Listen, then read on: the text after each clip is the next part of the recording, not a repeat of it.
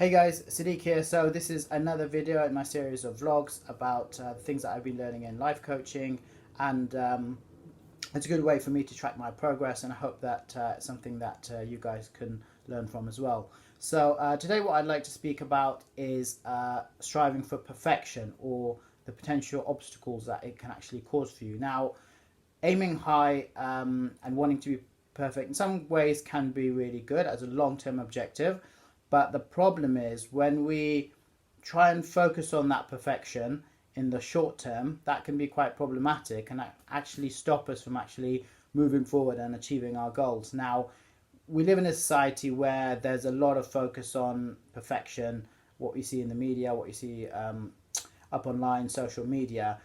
We very much have this need to look in a particular way, speak in a particular way, come across and create a particular image to other people. And sometimes that can really hold us back, thinking, well, until we've actually got to this level, we can't actually move forward. So I think it's really important to tackle that. The point is that I think it's important to actually enjoy the process of learning rather than what you're going to get at the end.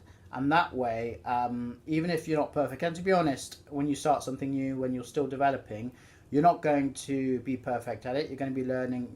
You're going to have areas that you need to improve on. But if you enjoy that process, the chances are you're going to move forward a lot more quickly, and it'll also be a lot of fun as well. And I think people appreciate seeing people who actually come from a particular level and have developed and then reach success that way, rather than comparing them to the people who have really been born in sort of a privileged situation or are just naturally good at something. That tends to be a lot more appealing for people. So I think it's really important to combine theory with practical experience, and that's really the best way to learn. You can learn all the best theories in the world, but unless you're actually learning how they apply in real life situations, the chances are you're not really going to understand what they really mean, and people will appreciate you a lot more if you have that practical experience that you can actually draw from. So just to give you a few examples from my own life experience, when I'm coaching clients as well, at the end of the coaching session,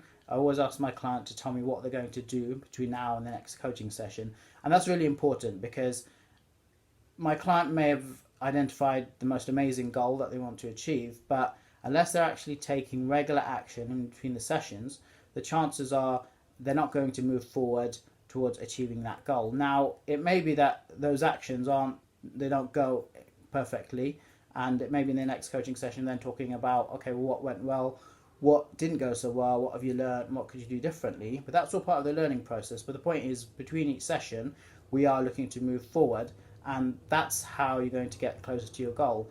For me as well, I learned to sort of ride a bike properly sort of later in life, and for me, basically, I went to my friend and he said, okay, well, let's just go and buy a bike, and then we can go and practice. And before I knew it, I was actually there having to practice, and that was quite daunting, particularly as an adult. You're worried about sort of looking silly, falling down, getting hurt, and so on. That was really the best way for me to move forward. And a few years after that, then I started riding a bike to work.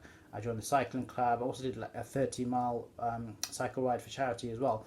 But those things were only possible as a result of that first step that I took, which basically going to the park and sort of just getting on and pedaling basically. And so I think it's really important, those first steps that you take.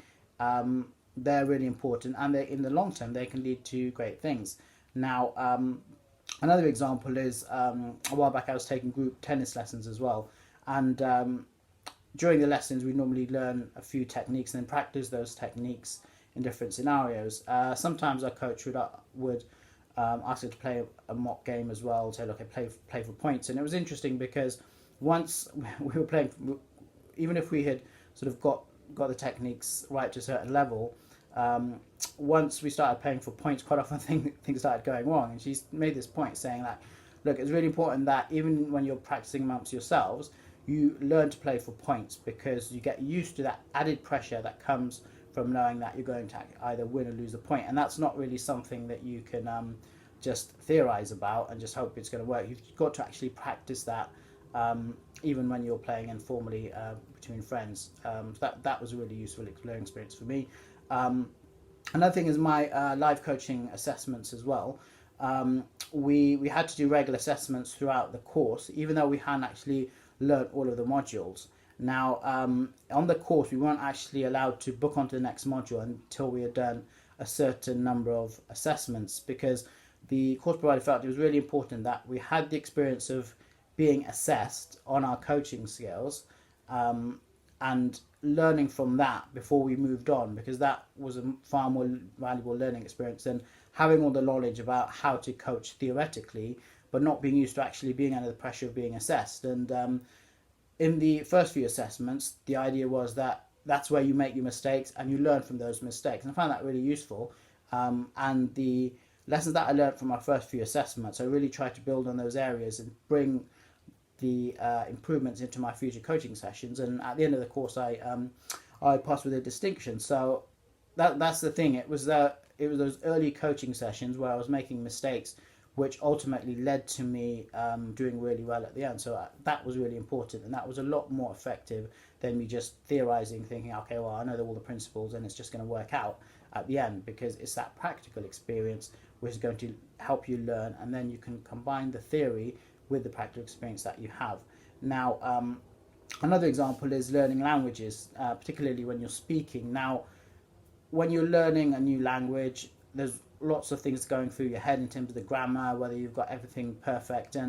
But the point is that people speak much faster than they actually read or write. So when you're actually speaking to somebody in a foreign language, you can take all the time in the world to form that perfect sentence in your head, but the chances are, by the time you got it perfected, the conversation probably moved on. So I think it's really important, again, when you're learning languages, when you're learning to speak, you just get used to communicating as well as you can in the situation. Now, what you say may not be perfect, but you'll learn from those mistakes that you make. And if you got something wrong, even if somebody does correct you, chances are you're going to learn and remember that in the future. And next time you can then make sure that you improve on that. So again, another example, just speaking out loud and communicating with somebody in a foreign language is far more effective than just forming that sentence in your head and it not getting out there, because that's going to be a far more useful learning experience for you and help you improve your language skills. Now, so again, it's really about starting to practice as soon as you can, and that's where the real learning comes from. And I think ultimately it's fine to have perfection as the ultimate goal, and I think it's good to think big in the long term, but the point is, at the beginning, you just want to start learning and practicing, and that will ultimately help you get you to where you want to be in the long term. And the point is, once you've achieved what you have in the long term, you'll probably enjoy that process and feel a lot more satisfied as a result of the hurdles that you had along the way.